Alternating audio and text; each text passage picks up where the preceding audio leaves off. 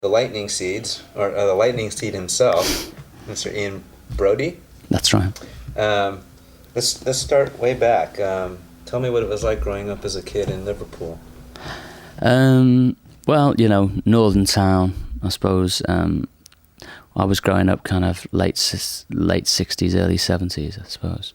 And, it was quite, it was funny because it was from quite a boom town. I used to go and watch soccer all the time, and the Cop, there was like that thing going on. I suppose the Beatles had just been, Liverpool was very colourful, full of characters and stuff. And then in the 70s it developed into a real depression and unemployment, and I guess I first started playing music because everyone was unemployed and everyone you knew was unemployed, so everyone started forming bands, and there was kind of a good band scene grew up. Was there a big musical environment in the household in which you grew up? Not really. I mean, both my brothers play the guitar really. Oh, I was going to say really badly. That's not true. But or is it? I don't know. But my brother's 10 years older than me, so he had a lot of really cool records. When I was a kid, he used to always be listening to, he'd have these singles of Howlin' Wolf and a lot of blues things and Mose Allison and all that. And I used to love all that. And he used to have, it was pretty good stuff that I was listening to through him, I guess, at a real early age, So I kind of grew up with all that stuff. Seems to help, yeah. Yeah, I think it just makes it's a good grounding, And then, so who did you, besides those blues guys, did you discover anybody that you spent a lot of your time listening to, and how these influences, or even the ones that your brother turned you on to, how did they help just like shape you musically? Well, I think for me, I was listening to a lot of stuff probably influenced by my brother, Beatles and stuff like that, maybe Frank Zappa even. And then in 1978 or 9, I just thought all that was totally sucked, and punk rock and just out with the old and in with the new, and that was a big influence on me, even though the things that I kind of liked were probably a lot of American New York things, kind of Patti Smith, the Ramones, Talking Heads, Television, Jonathan Richman. A lot of those things had a big, effect on me, I think, So I was kind of, it's funny, I think a lot live on records kind of different thing, but I see a big connection to that punk rock thing and what I do, even though it's weird because it's a lot softer and it's not anything the same. I think there's still a lot of lines I could draw between it all, Was that a sudden departure from the old and into the new? It just felt like excited. It felt like, hang on, I just realised I've been totally bored, and of course then afterwards I started reacquainting myself with some of the other things that I didn't listen to anymore, and loved them. And I love things like the Kinks and the Beatles and some early Pink Floyd stuff, and a lot of that psychedelic kind of 60s. I love all that stuff really. When did you first start playing music, and what instrument was it that grabbed you? The guitar, really. I was, the guitar's always been what I play, and I kind of mess about on other things. But I think the guitar is the only thing I can play fairly well. Not very well, but fairly well, And, I've always been more interested in... I used to be scared of becoming good on an instrument, because I always thought if you become good, then you start thinking about technique, or, it gets in the way of ideas. I always wanted to have more of I suppose, a pop art or an arty way of approaching the music. I'd never been interested in... I always used to think, fast guitar players and stuff like that was always like... A typist, can get really fast. It's the same sort of thing to me, So I just really, in a way, kind of rejected the whole musician thing. So you were pretty young when you first started picking it up? I don't know when I first started picking it up. I mean, I sort of self-taught, so my brother had a guitar, and at some point I was able to put together a tune. I don't know. When did you decide that you wanted to make a career out of it? I'm just thinking about that now. I don't know, you just drift into these things, don't you? I never really thought about careers or anything. You just sort of bounce around writing songs and then producing, and then just drifted along, Wow, and now you're drifting here. Yeah. Could you tell me about the very first gig you ever played? Like the name of the band you were in, the kind of material you played, how you fared? And Right. I think, the first real gig that I played where we got paid some money, even though it was probably about $10. I was in a group called Big in Japan, and it was interesting because all the people who were in it, I think we were a pretty terrible group, but it was more like an art happening, you know. We used to have a song called Reading the Charts, and we always used to get a lot of feedback, and a girl used to come on and read the pop charts over the feedback, and it was kind of like that sort of thing, really, you know. It wasn't very great music, but you know, but it was just interesting in the fact that, like, that the people who were in that group seemed to have all gone on to doing a lot of, you know, they've all stayed. You know, Holly, the bass player, became the singer in Frankie Goes to Hollywood. Bill Drummond, the other guitar player, has a group called the KLF, you know, had those hits. The drummer, Broudie, was with Susie and the Banshees. And so everyone seems to have gone on to things, you know. Wow, that's kind of unusual. Yeah, weird, you know. Yeah. Were you able to tell, was there any kind of outstanding signals that these people would eventually had what it took to make it big, like Holly Johnson being as big as he was with Frankie Goes to Hollywood?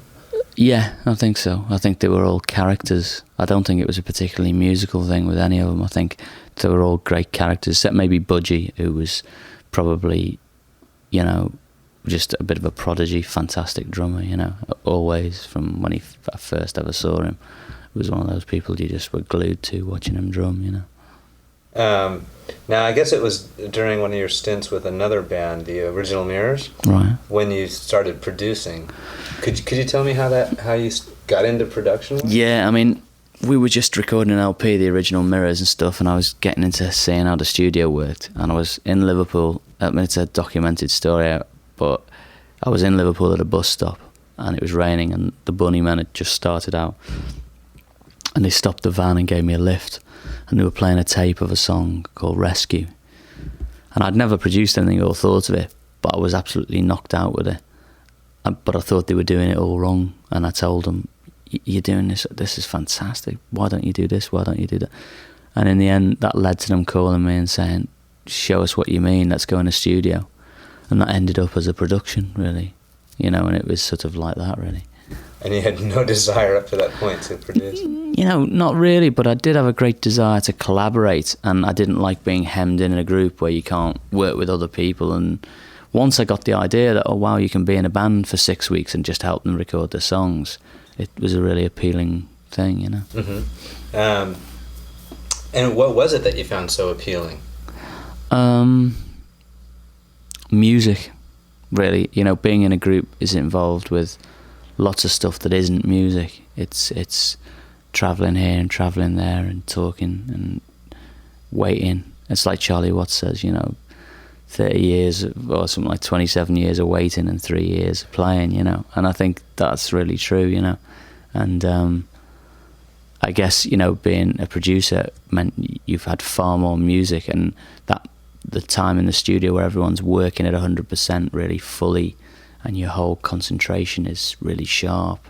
It's like a kind of prime time, and it was great to be in that environment all the time. Just to get a sense of how many recording artists you have worked with, could you rattle off a few of these bands? I mean, I was researching, going, geez, I mean, he's done this, and right. I can never remember when people ask me. Like, I did the Bunnymen and the Fall, the Icicle Works, a band called the Bodines, who were from Manchester, not the ones in the States, on Creation Records. Frazier Chorus, Terry Hall, Colourfield when he was in them, Northside, a lot of others. I can't, you know, it's like I'll remember them as we talk, probably. You know, blurt them out in the middle of an answer. Sleeper, a group called Sleeper on BMG, who were Dodgy, who are one of my favourite groups, who I don't think have an American release, but assigned to A&M, a fantastic group. If anyone wants to try and get hold of the Dodgy LP on import, fantastic LP. Dodgy. Yeah. That's a good name for a band. What inspired you then to start writing again after the 3 o'clock American band, the 3 o'clock, sorry, just remembering. What did inspire you to start writing again after so much production work? Is it a case of once a songwriter, always a songwriter, or? Yeah, you've got me trying to say Wall of Voodoo. I'll remember more as we talk. I'll forget that now. Sorry, which is the more inspiring? Which is the starting point? You mean? When did you? So you were in bands, and then you started producing a lot of bands. But what inspired you to start writing songs again? I don't know. You know, it certainly wasn't a conscious thing. I just seemed to have a few songs and start writing them, and then think, at first for no particular reason. But it's one of those things. Once you've written some songs, you then get attached to them, and you start feeling like not precious about them, but well, you know, I think these could be all right. I want to record them. And then when you want to record them, you think, I want to release these, and it all sort of builds from that, really. You know, at first you think, oh, maybe I'll just write a couple just to do, you know, just for the hell of it. And then when you write something you like, you start, you know, feeling, you know, it starts to feel more like you want things to happen with them. You know, kind of share it with other people. Yeah, you know. Now, was this around the time that you I guess, recorded 3 singles with Wild Swan's Paul Simpson? Yeah, well... Under the name Care, was it? That's right. Yeah, well, Paul was a friend of mine who sort of lived locally. Well, we lived in a house, and I had the top floor and he had the bottom floor. And we ended up writing a few songs together. And... you know, Arista, I think it was, heard them and wanted to put them out, and we did 3 singles, but it was more of a, I don't know, it was more of a kind of, I suppose, you know, it was, you know, I really liked the songs we wrote, but I felt like perhaps it wasn't, the two of us working together wasn't the perfect thing, really. So it was quite an amiable thing. We just decided not to, and I think probably that was, in a way, that was the start of the Lightning Seeds, you know. But I just then went on and did it on my own, really, you know. Were the songs released? Those 3 singles? Yeah. What were they called? They were called My Boyish Days, Flaming Sword, which is a track I later did a version of with the Lightning Seeds, and Whatever Possessed You. How were the Lightning Seeds born? And coming up with the name. Right. I mean, that was really... I'd written... The first song that I really wrote words and music, I'd never written a complete song, you know, I'd always written with someone else, was a song called Pure. And, you know, at that point, I felt like if I'm going to do this, I wanted other people to be involved. And even though it's taken a long time for that to happen, that is happening now, and I'm playing the gigs, and I'm sure I'm going to record with the people in the band, and it's great. But I kind of, you know, so I felt like it shouldn't be Ian Broudie, because where can that go? You know, you can't really go anywhere with that. Whereas the Lightning Seeds could be anything at all, you know.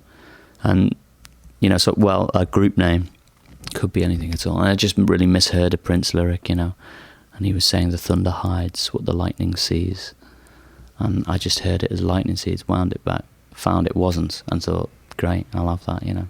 Did you think ever it might be seeds, like CEDES?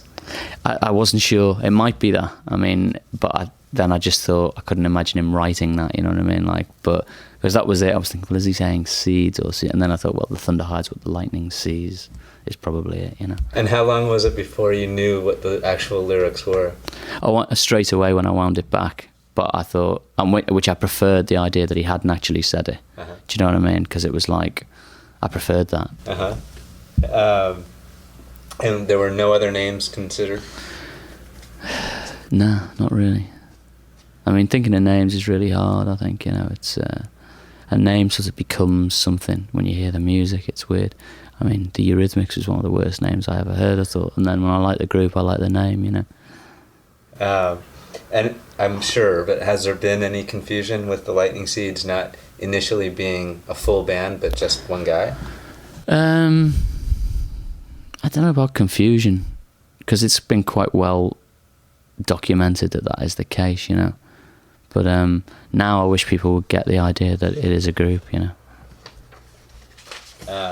Now, I guess before moving on to your current LP, I want to get the story on one of your past hits, and the one that really kicked off, I guess, your career, like you said, which was Pure. What was it that inspired you to write that? Well, it's weird, because that was the first song I wrote, and it was also the first song I had released, you know. And you know, it's a really difficult thing to say what inspired you, you know. It's just, I mean, falling in love probably. I mean, that's what inspires a lot of things. Or I suppose everyone gets inspired by falling in love or falling out of love or being, you know, someone leaving someone or something like that. But, you know, it was kind of pure, you know, really a lot of my songs seem to in the end be about staying true to yourself and staying on a straight kind of line. And I think that's probably what that's about, you know, not selling your dreams too cheaply. Did you feel that when you were writing it that it had potential to be as big as it was? No, when I'd written it, I thought I'd completely blown it. There was far too many words. And I thought, songs don't have this many words. This is ridiculous, you know. Even as I was singing it in the studio, I seemed to have, you know, everyone else, when you work with them as a producer, there's 4 lines and a chorus of 2 lines, then another 4. That's about it, you know. I seem to have pages and pages of these lyrics, you know. And it was like, when I finished it, I thought, oh no, you know, that's wrong. You can't write that many words. It's, you know, no one could grasp it. And I was pretty much not, you know, I thought, oh, well, I tried it and that hasn't worked. On to the next one, you know. And it was only later when people started hearing it, you know, saying, you know, that song is great. And I was like, oh no, I think that one didn't work, you know. And then when I listened to it, I suddenly thought, hang on, I do like it, you know. Well, I guess the public is pretty tough to gauge, huh? Right. Yeah. And I'll jump into your present LP, Jollification. You recently said that you made this album more for yourself than anything you've done before. What do you mean by this? I think I was just more confident on this record than I have been in the past. You know, I felt a little, you know, I just felt like I have got something to offer, definitely. And almost like I've come to the realisation that I am doing this. And if I'm doing it, I don't want to be, you know, everyone at the minute, I think that marriage of the art form of music and the industry of music forces a lot of bands, it sort of ties their hands behind their back and they're forced into a very fast turnover, instant success, no substance kind of existence, I think. And really I'd like to build a body of work. And I think this was the first one that I approached as, hang on, you don't have to cram everything into a second. Be, you know, like a painter, maybe this is your blue period. But, you know, people like Bob Dylan or the Stones, I don't know, the Beatles or Leonard Cohen or whoever it may be, there's a body of work there, you know. And I think I'm interested in doing that more than just being a disposable item, you know. So the other two, you I'm not saying the other two were disposable, but I'm thinking that because I'd never done it before and I was testing the water, and when people said, you don't do it like that, you do it like this, I'd go, all right. And then on this one, I think I had the confidence to say, well, maybe I don't want to do it like that. And, you know, maybe even just to myself rather than to other people, you know. But having said that, I love the first 2 LPs, and I think they have something that this one hasn't got. But just that was my frame of mind on this one. But in no way, you know, I think this is my best work, but I really, you know, now really like the other 2 as well. I just think as a complete album, this is better. Mm-hmm. It has a real good tone and feel to it. I think it's more of an album feel to it, you know. Yeah, and almost like, as I was reading all the lyrics, almost like a book of short stories that are separate but still somewhat connected. Right. I think there is a connection through the songs, much more, you know. Yeah, I got that feel. Now the first single is Lucky You, as we were discussing earlier. Can you talk about that? Like how it was conceived? How I know it's difficult talking about some of the songs, perhaps. But. Well, with Lucky You, I mean, I had it on a guitar, and it felt really good to play on a guitar. And every time I tried a drum rhythm to it, it sounded worse to me, and it tied it down. So then I decided to record it without drums, and the drums have kind of crept back onto it. But there isn't really a kit on there. I decided that the best thing would be, funny enough, I was thinking about Barbara Ann by the Beach Boys, where everyone's just clapping along. So I put a clap on it. And actually on the verses and everything, that's all there is, a clap.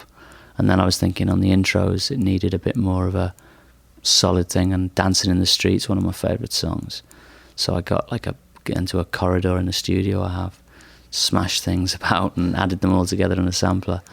And really, that's all there is. Drum-wise, there's a clap, and on certain bits there's a big clank. There isn't actually a kit. There's just that going on, really, and a bass drum under there. And that's really what I wanted to try and get, was just big acoustic guitars and a clapping along kind of good feel, And then I added electric guitars and some brass in there, But essentially it was a simple song, And then I felt it would be good to make it larger than life, have the whole brass thing on those intros larger than life and stuff, because lyrically it's about someone who can't stop lying and who just tells bigger and bigger lies, so that everyone in the end goes, well, look at you, and that's what the song's about. What would you like to see as the follow-up? I don't mind. My favourite song on the LP is probably a toss-up between a song called Perfect and a song called Telling Tales.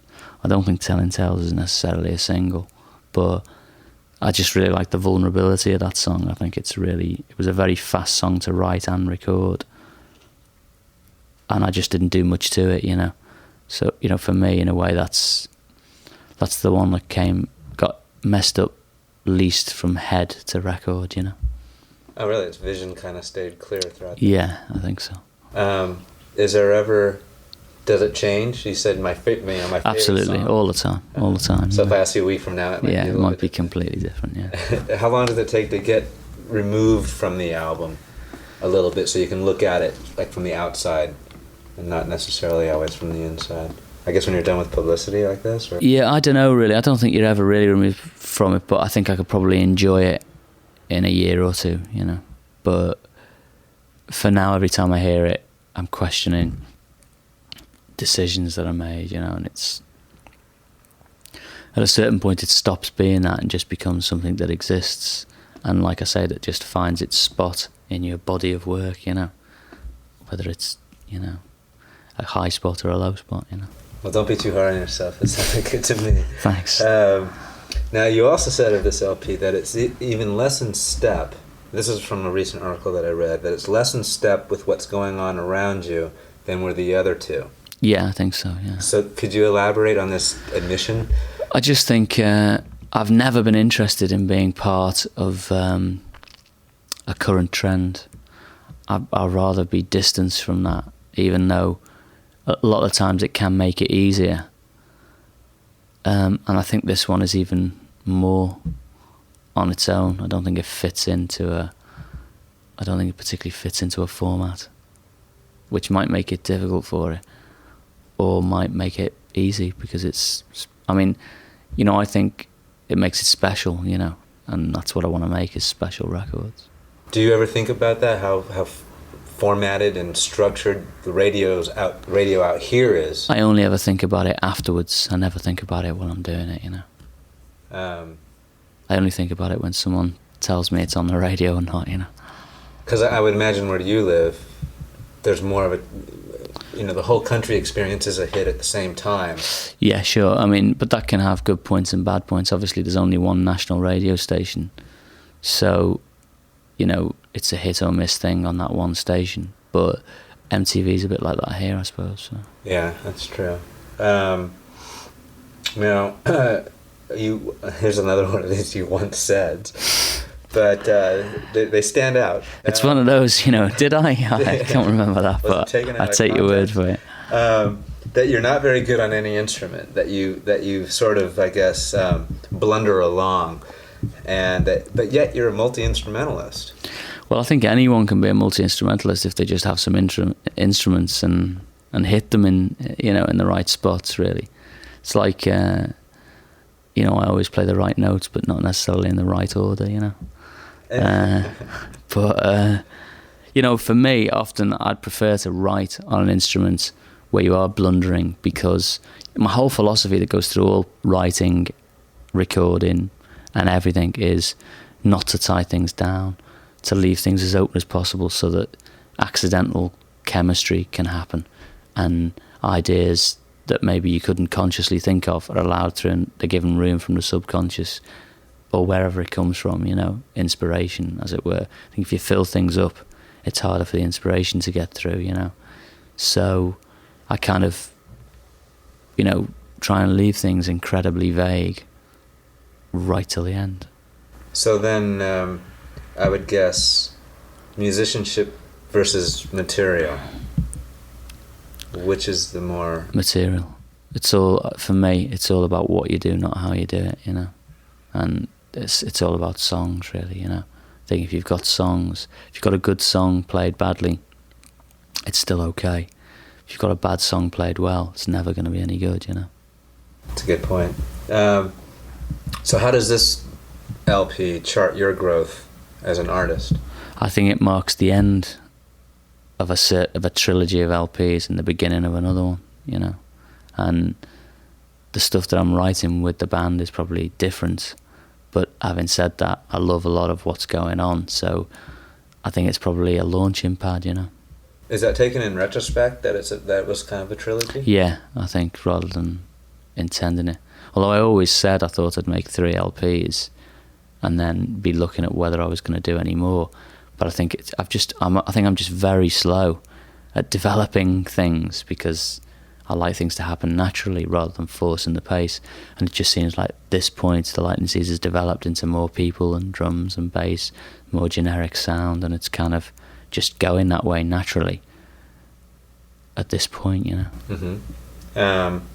Now, previously you were on a major label. Now you're on an indie label. What are the pros and cons of being on a big and small label? It's very much depends where your head's at the time, I think. You know, there are pros and cons. You know, it's a really difficult question to answer that, really, you know. I think for a young band starting out on an indie label, it's probably a better thing than for someone on their 3rd album. But sometimes the major labels, the bureaucracy of them really annoys me, you know. And, you know, it's been a kind of interesting shift around. I started off on an indie label in England and a major label in America. Now I'm on Sony in England and an indie in America, which is, you know, the opposite way around. Everyone seems to do it, you know. But I'll let you know after this LP, you know. Is there any more artistic freedom that you get? No, I've always had complete artistic freedom, so... Well, that's interesting the way, yeah. I mean, do you demand that? Was that one of your... I think it's a myth that people don't get that, to be honest. I think it's a complete myth that people don't get it. If they don't get it, they're with the wrong people, because, you know, I think maybe if you sell millions of records, then people start to hamper you a little bit because they want a repeat performance. But up to that point, you know, I think artistically you're free to do what you do. And does the English version have the same material that's on this one? Or vice Yeah, versa? it does, yeah. So there's no difference? No. Because that happens too many times. Right. So how do you best write a pop song that isn't trite? I don't know. Do you know what I mean? And I think if I knew, I wouldn't be able to do it. I hope I do it. You know, I mean, to me, there is a vast difference. I think it's just where you're coming from and who you are, and whether there's a genuine...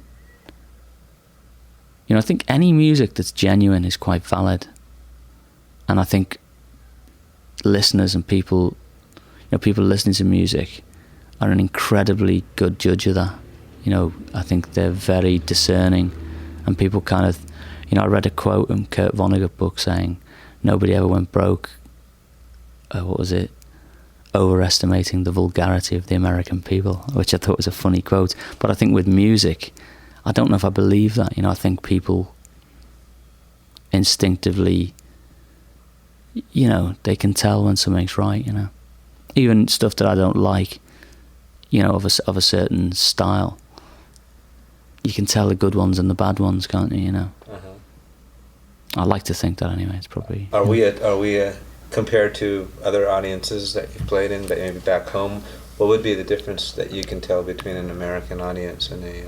I think an American audience is more musical, actually, to be honest. I mean, I've only played in front of 2, so I'm not the big expert, you know. But I think generally there's an open-mindedness about music here that I think England is good because it's a two-edged sword. It is incredibly fast turnover and cliquey and stuff. And a lot of the things that happen in the papers there are completely fabrication, really.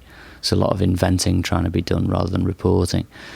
And it's bad for all that. But then again, there's a lot of fast turnover, so a lot of new things get through. I think here it's a slower process. It's harder for newer things to get through. But there's a much better appreciation and open-mindedness here, you know. So it's probably good to have the two approaches, you know. Yeah, I just remember hearing a lot of English people getting upset when a band got big. It's like, well, we're not going to follow you as much now. We like you when you were smaller. That's right. You know. So, not my fault. yeah. Now, I also understand that you like to write with the idea of two opposites colliding. Well, I think what I've said is that seems to happen when I write. I don't really try and do that, I don't think. You know, but it just seems to me looking at things. People often think they're very happy songs, and I think they're quite sad songs a lot of the time, and different people seem to think different songs are happy and sad.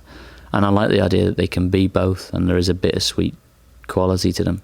Because, you know, I hate all this stuff about, oh, that guy's into speed metal, and that guy's into techno, and that guy, you know, everyone's into a bit of everything. Do you know what I mean? Like, you wake up in the morning with a hangover, you don't want to put 9 Inch Nails on, you know what I mean? It's like, you know, when you're out at night having a drink, you might, you know. It's one of those, you know. So, singer, songwriter, multi-instrumentalist, producer. Which do you feel you do best, and which do you feel might need the most work? I think they're indivisible. You know, I think it's all the same thing. You just do. And sometimes you do one good and sometimes you don't. And sometimes, you know, the hardest thing for me is singing. Definitely the hardest thing. Why? Just physically is, you know. You know, I remember reading that John Lennon couldn't stand the sound of his own voice. And I know how he feels, you know. I'm always all right when they're on record. It's just before they're on record, I can never hear them, really. But for some reason, once they're finished, I'm okay. I like listening to them, but I just, you know, before that, it's really hard for me to listen to. So when you're mixing an album or a song, and you put everything else down, but the vocal, and listen to that back just by itself, you don't feel that comfortable? I don't feel that comfortable, but I don't know. I don't think anyone does actually in that situation, you know.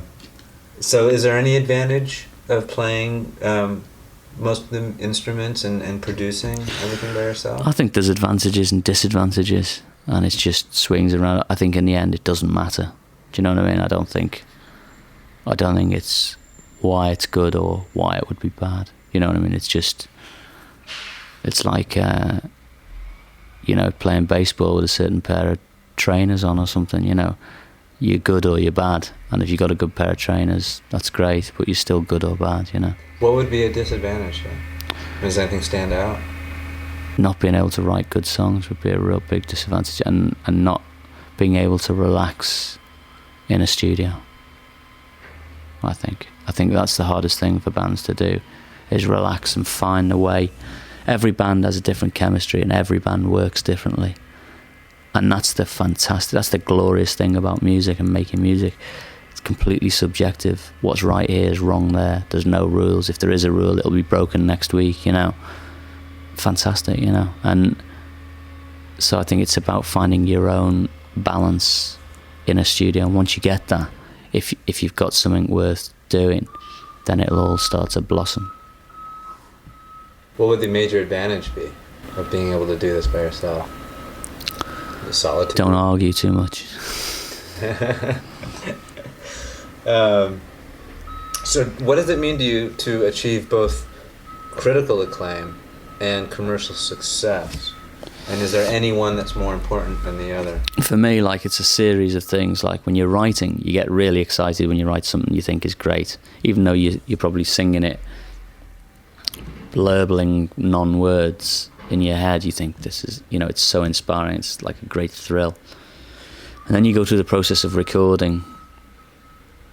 And I think when you finish the recording and you feel that it's fantastic, and you've just mixed it, and you think, that night, you're listening, it's probably 4 a.m. usually, you've got it up loud, and you just think, this is fantastic, And then there's the thing when it comes out and is criticised by the press or anything, and you handle that, and if someone says it's good, you think, and if they say it's bad, you think that has more effect than someone saying it's good. And then it goes on the radio and people buy it or they don't, and all those things to me are just different, like apples and oranges, and they're all a good experience. When people go out and buy a record and it's a hit, it's fantastic. When people write nice things about you, it's fantastic. When people write horrible things about you, it's horrible. And when they don't play your record and no one buys it, it's horrible. Do you know what I mean? It's one of those things. So really, for me, the things that you try and have control over is writing and getting the thrill out of that, and recording and getting the thrill out of that, and playing. And really, I think that has to be your main. You have to be thinking about that more and leave the other things on the periphery. So other things will just happen. Or not, yeah. Right. What's the harshest thing you've ever read about yourself? Do you remember something? You're just like, not really.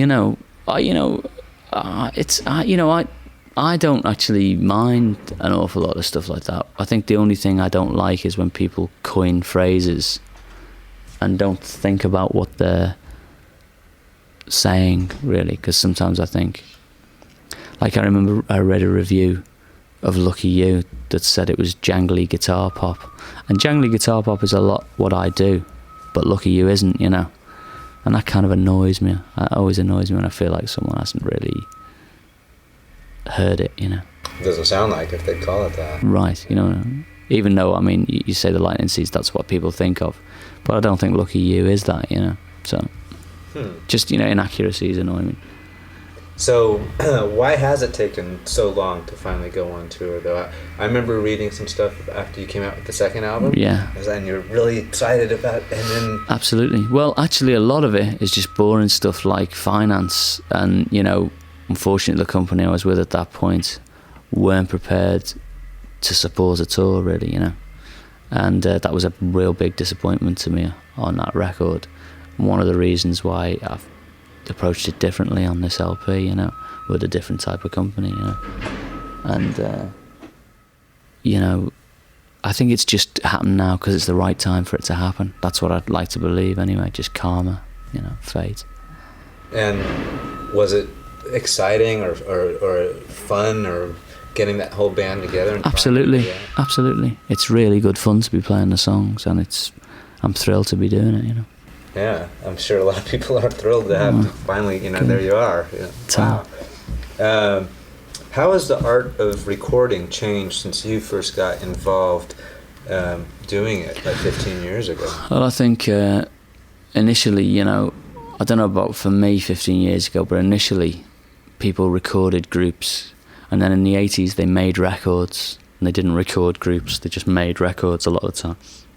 And I think the 80s was a really bad time for music. I always felt like right through the 80s I was swimming upstream against all the currents, And then that seems to have turned around now, which I'm really pleased about, and people are more like, they make records. I certainly make records with the Lightning Seeds, but at the same time you record groups, you have something going on in a room and capture it rather than just simulating it with technology, and that's how I think it's changed.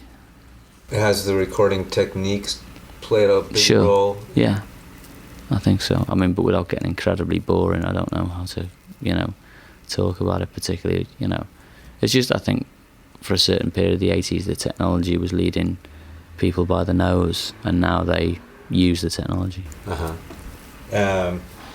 Now, before this album has practically even hit the streets, you were threatening already that your next album is going to be completely different. Yeah, but I think every artist feels that a lot, you know. But that isn't in any way a criticism of this. I love this album.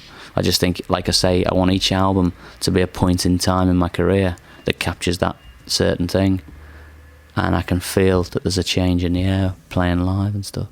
Do you have an idea of how different that next album will be? I'm sure that people will hear it and go, that's not that different, you know, but for me maybe it'll be different, you know, but I'm sure it'll be, I mean, I'm certainly not going to change genre, you know, it's all going to be pop music with an edge, coming from a place that hopefully is the right place to come from.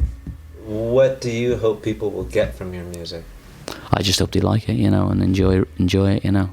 I think the best records for me are the ones where I wish I was in that group. I wish, you know, I just wish that was me. Or, you know, that's what I always feel when I hear a record, you know, that I love.